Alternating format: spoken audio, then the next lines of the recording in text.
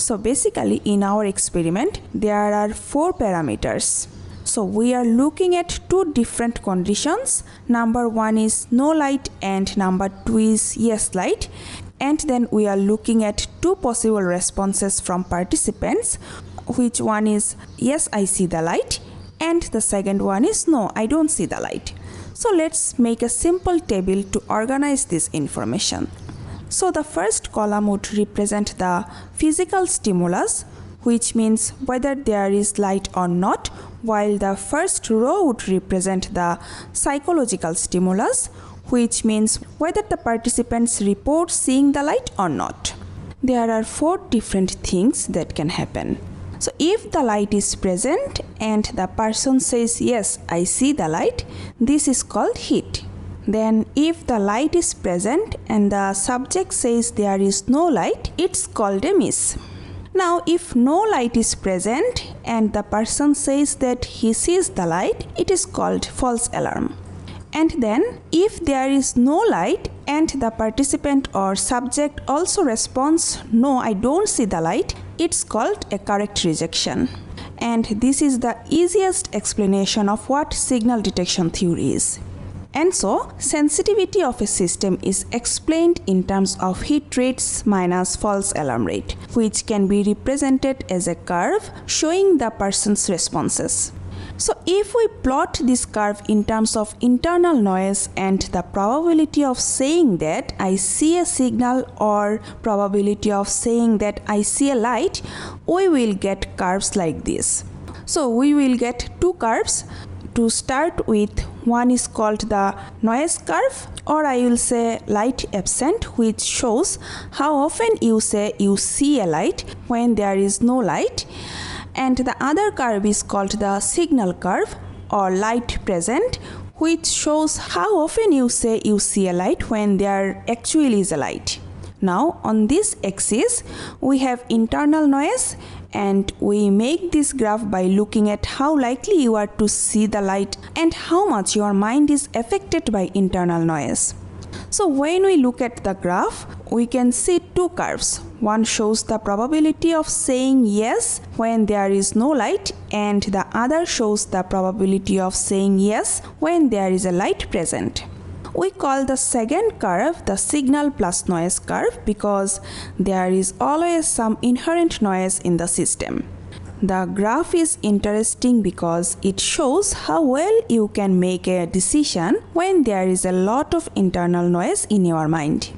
Now the horizontal axis represents the level of internal noise, while the vertical axis represents the probability of making an accurate decision. So when we make decisions, sometimes our own thoughts and feelings can interfere and cause us to make mistakes. This interference is called internal noise, which can affect how accurate our decisions are. This internal noise is also known as bias or beta value. The more information we have, the more likely we are to make a good decision. For example, imagine you are in a dark room with a few candles.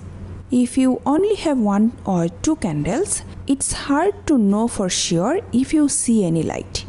But if you have 4, 5, 6 or say 8 candles, it's easier to tell that you see any light.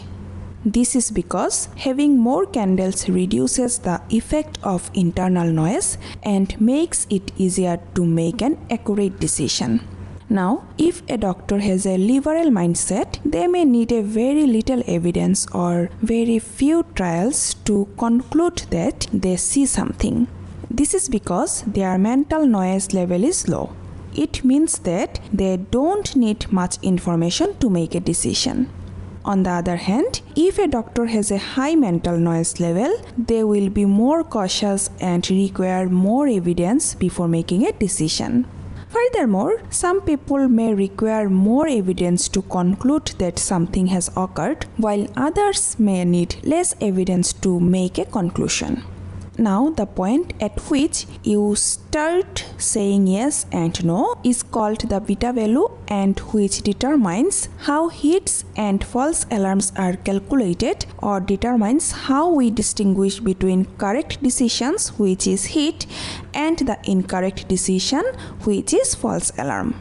The beta value is like a threshold between the two lines, which are for noise and signal. If the noise level is 0, then the signal is strong. We may only need a low beta value to make a decision. But if the noise level is high, then we may need a higher beta value to make a decision. Now imagine we have two lines on a graph, one for noise and one for signal.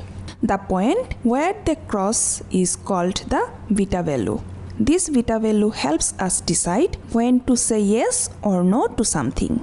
It's like a bias that can make us more or less careful in our decision making. In this graph, we have two lines, one for noise and one for signal. When the signal is present and we say no, it's called a false alarm. And when the signal is present and we say yes, it's called a hit. On the other hand, when there is no signal and we correctly say no, it's called correct rejection. But when there is a signal and we incorrectly say no, it's called a miss. So to understand sensitivity and bias, there are 4 things that we need to consider to evaluate sensitivity and bias. Beta is a term used for bias, but it's not fixed and depends on the number of parameters required to make any decision. Sensitivity, or D prime, is determined by the rate of hits minus the rate of false alarm. Here hits is correctly identifying a signal and false alarm is incorrectly identifying a signal. The system's ability to detect the signal correctly is called sensitivity. Sensitivity depends on how many times the system gets it right and how many times it falsely detects the signal. If the system has less false detection, it's more sensitive. Another factor is how many parameters the system uses to detect the signals. If the system uses too many parameters, it won't be as famous as the system that uses fewer parameters but is more accurate. And that is how hits, then false alarm, and the signal detection theory actually works.